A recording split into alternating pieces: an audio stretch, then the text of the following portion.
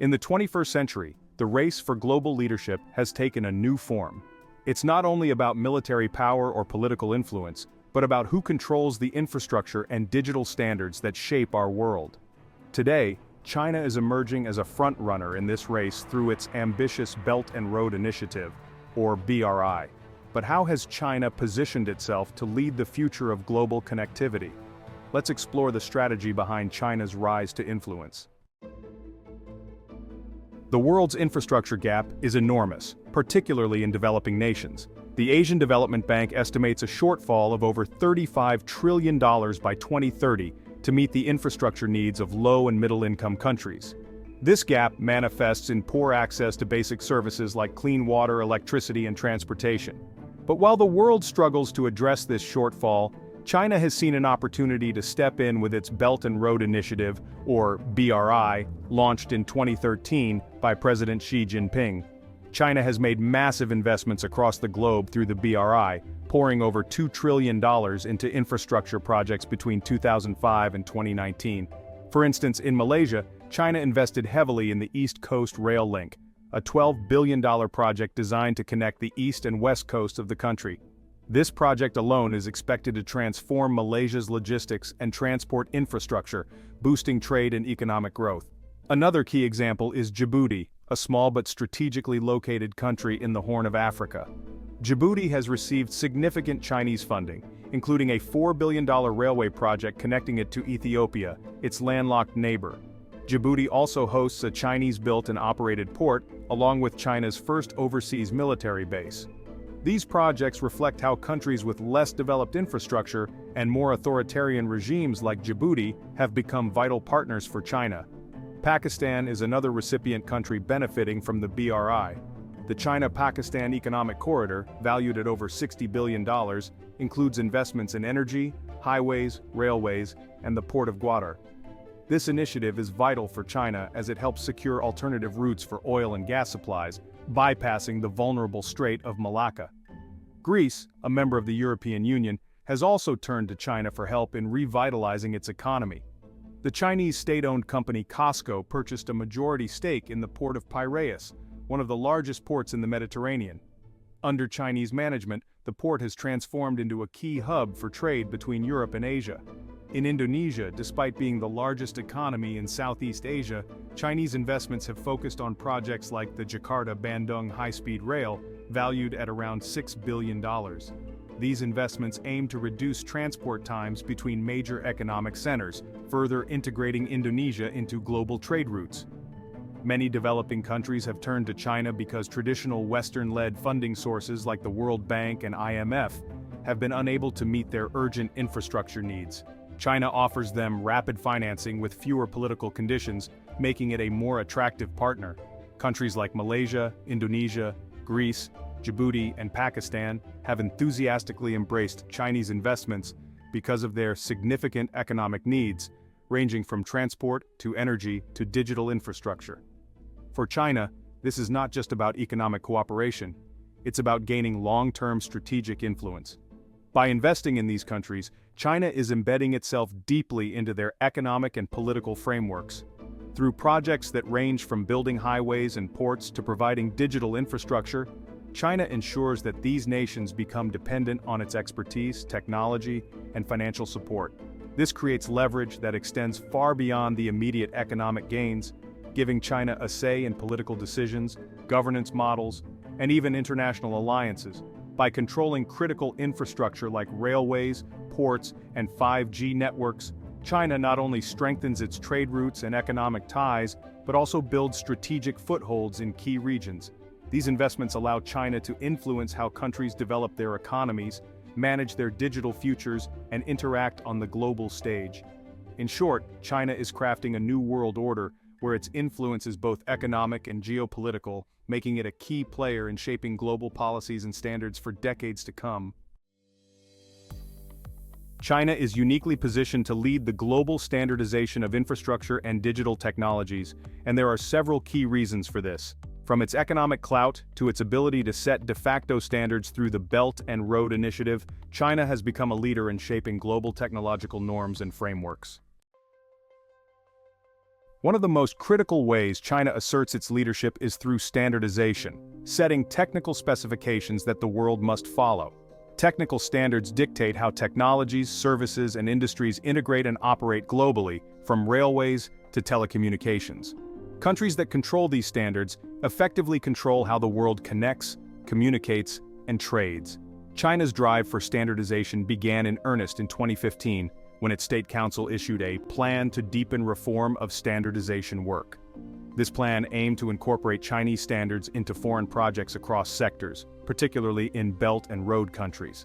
By translating 500 priority Chinese standards into foreign languages and establishing standardization centers in BRI host countries, China sought to create a network of nations dependent on its technical norms.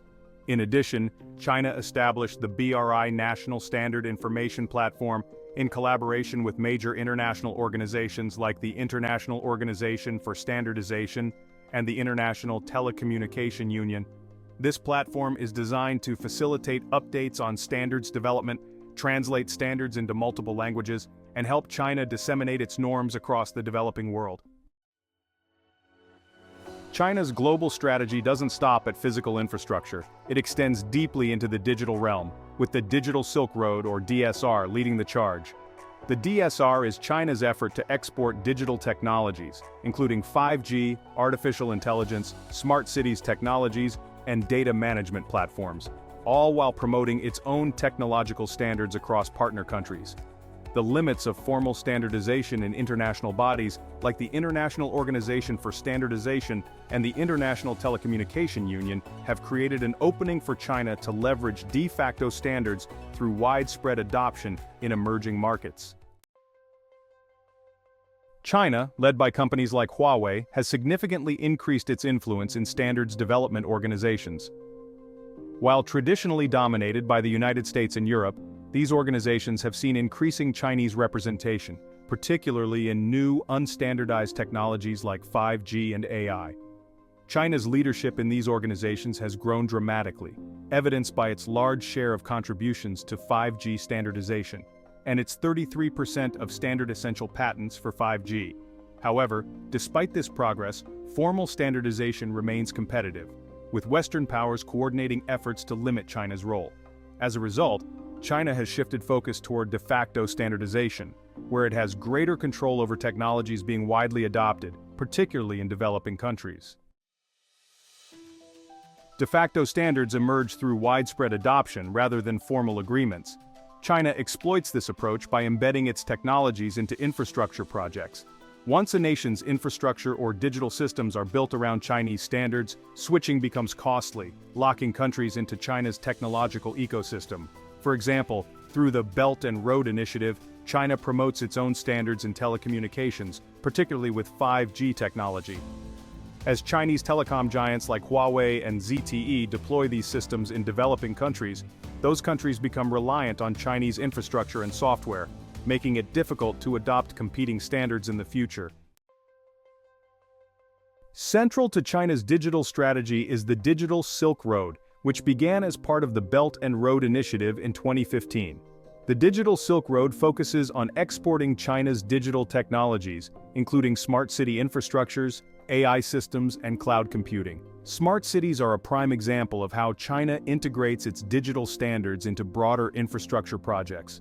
These projects include everything from big data analytics to AI-driven traffic management and surveillance systems. By promoting its smart city solutions across Belt and Road Initiative countries, China ensures that nations adopt Chinese digital technologies and, by extension, its standards for telecommunications and data management. A notable case is China's collaboration in smart port development, where Chinese companies combine traditional infrastructure with AI and big data to improve operations. Huawei and ZTE have played significant roles in expanding these technologies in emerging markets. China's digital push isn't limited to private sector initiatives. Through foreign aid, China promotes the adoption of its digital infrastructure. Chinese aid focuses heavily on information and communication technologies, providing developing countries with the necessary tools for digital connectivity. Between 2000 and 2017, China supported 555 ICT aid projects. with a notable spike after the formal launch of the Digital Silk Road in 2015. Much of this aid is directed toward electoral autocracies, as these regimes are more willing to adopt China's technologies without the regulatory hurdles seen in democracies. As China provides low-cost solutions to ICT needs, developing nations, particularly those in Africa and Southeast Asia, have become significant recipients of China's digital aid. In summary, China's focus on de facto standardization through the Digital Silk Road allows it to export digital technologies and set global standards in telecommunications, smart cities, and AI. By embedding its standards in these technologies, China not only gains a foothold in developing economies, but also locks them into its ecosystem, ensuring long-term influence in the global digital landscape. Why are certain countries more eager to adopt Chinese infrastructure and digital technologies? The answer often lies in their political regimes. China's Belt and Road Initiative is especially successful in electoral autocracies, countries where leaders must distribute resources rapidly to maintain power, while also keeping political opposition in check. This creates an ideal match with China's Belt and Road Initiative, which offers large infrastructure investments that can be delivered with speed and minimal oversight. In electoral autocracies where political leaders must balance maintaining control with managing semi-competitive elections, quick and large-scale infrastructure projects can make all the difference. Leaders in these regimes rely on clientelist networks, and state-owned enterprises play a crucial role in distributing resources. China, with its state-backed Belt and Road Initiative projects, is an ideal partner for such regimes. For instance, in Djibouti, the ruling regime's need to secure political patronage has made the country one of China's closest allies in Africa. China's investments in Djibouti have focused on critical infrastructure, such as the Doralé multi-purpose port, which was constructed by China's State Construction Engineering Corporation. Djibouti also hosts China's first overseas military base, illustrating the strategic depth of the relationship. China's influence in electoral autocracies extends to countries like Malaysia, where large Chinese investments have been politically motivated. Projects such as the East Coast Rail Link and the Malaysia-China Kuantan Industrial Park were launched to stimulate economic growth and enhance political incumbency by creating jobs and funneling resources into regions with political significance. Electoral autocrats often favor China's Belt and Road Initiative projects due to the speed and opacity with which they can be implemented. Unlike Western projects, which typically come with regulatory oversight and transparency requirements, Chinese projects are state-driven and allow leaders to maintain control over resources and their distribution. This makes China's model particularly appealing in environments where political leaders are not bound by stringent transparency laws, but need to deliver results quickly. In Djibouti, for example, the regime has been able to use Belt and Road Initiative projects to boost its political legitimacy. Chinese-funded projects such as the Addis Ababa-Djibouti Railway provide essential transportation infrastructure that supports both the economy and the political regime, without the same level of scrutiny that Western-backed projects would typically face. The Belt and Road Initiative is about far more than building roads and bridges. It's China's strategy to reshape the global order by weaving economic and political influence into the fabric of the global economy. With over 140 countries now part of the Belt and Road Initiative, China's vision stretches across Asia, Africa, Europe, and even Latin America. But what does this mean for the rest of the world? Through its investments in infrastructure, telecommunications, and digital technologies, China is creating dependencies that give it long-term leverage. When a country's railways, telecommunications, or even digital governance systems are built on Chinese technology and standards, it becomes reliant on China for maintenance, upgrades, and further development. This gives China a strong hand in shaping the policies and politics of these nations, as seen with countries like Djibouti, Malaysia, and many others. China's influence extends well beyond simple economic ties. By integrating Chinese standards into everything from 5G networks to smart cities, China is shaping the technological infrastructure that will define the future. The Digital Silk Road, a key component of the Belt and Road Initiative, is a tool for spreading China's digital footprint globally. Through this initiative, China is exporting not only its technology but also its digital governance models, potentially influencing how countries manage data, security, and even surveillance. For instance, Huawei's cloud services are now integral to many governments' IT systems. making it hard for these countries to shift to non-Chinese alternatives. By promoting its smart city technology, China embeds its influence in the urban infrastructures of developing countries, affecting everything from traffic management to public safety systems. This makes Chinese digital standards an essential part of the global digital economy, further aligning these nations with China politically and economically. But it's not just technological dependencies. China's investments create political alignments that go beyond economic development. As countries become more intertwined with Chinese infrastructure and technology, they are increasingly aligning their foreign policy with China's objectives in global institutions like the United Nations. A notable example is how many Belt and Road Initiative countries support China's positions in UN General Assembly votes, reflecting a growing alignment with China's global political stance. This is particularly important in areas like digital sovereignty and technology governance, where China is pushing for norms and regulations that reflect its own interests. Countries that are heavily invested in Chinese infrastructure or reliant on Chinese technology are more likely to support Beijing's policies on these issues, strengthening China's ability to shape global rules and standards.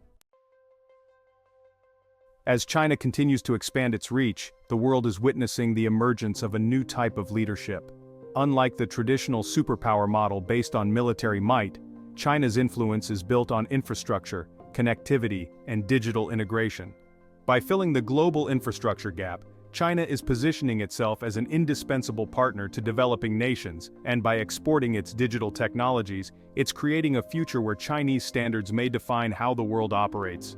In fact, many argue that the Belt and Road Initiative is as much a political project as it is an economic one. With trillions of dollars of investments, China is effectively buying long-term loyalty and geopolitical influence. This is how China seeks to secure its global leadership position, not through domination, but through dependency and integration.